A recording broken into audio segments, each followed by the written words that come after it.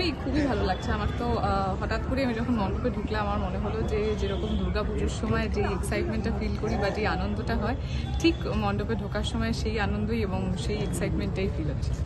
খুব ভালো লাগছে এবং আমি তাদের সকলকে অনেক শুভেচ্ছাও জানাচ্ছি যে যেরকমভাবে তারা ভালো কাজের মধ্যে নিজেদেরকে নিমজ্জিত করেছেন। আমার আশা যে তারা ভবিষ্যতে আরও আরও আরও দূর কাজ করবে। আমি খুব খুশি আজকে।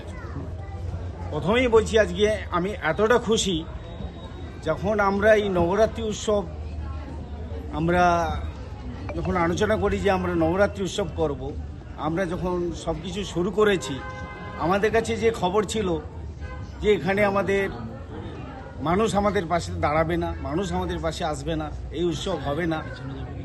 আজকের ডেটে আজ যে উদ্বোধন করে আমি যে এত হাজার হাজার মানুষ আসবে আমি নিজেই কখনো ভাবিনি।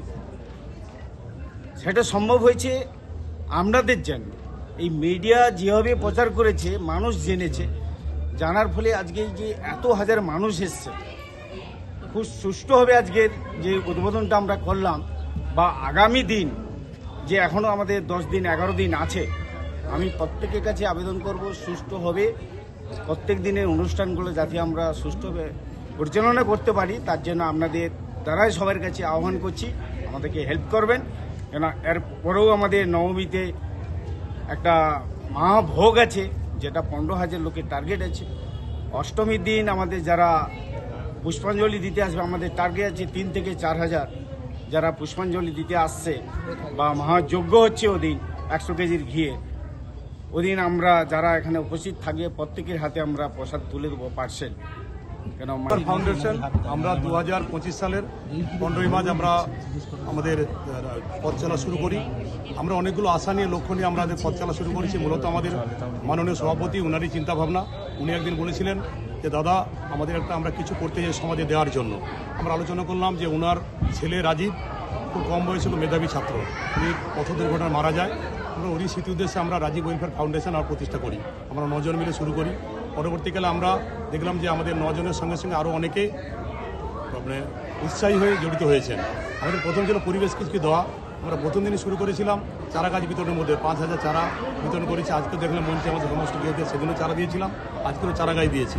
এছাড়া আমরা বলেছি যে আগামী 5 বছরের মধ্যে বৃদ্ধাশ্রম তৈরি করব, যাতে 100 জন বৃদ্ধাশ্রম বৃদ্ধ থাকতে পারেন। তার মধ্যে 50 বলে যাদের পয়সা দিয়ে থাকার ক্ষমতা আছে, যাদের পয়সা দিয়ে ক্ষমতা নেই তাদের 50 জন। প্রচন্ড ধন্যবাদ জানাই, প্রণাম নমস্কার সালাম জানি। আপনাদেরকে একটু কথা বলি, অন্য অন্য স্টেট থেকে ওয়েস্ট বেঙ্গল আমাদের যেরকম এইখানে এসে মানুষকে শিখতে হবে যে কীরকম একতাটা আছে।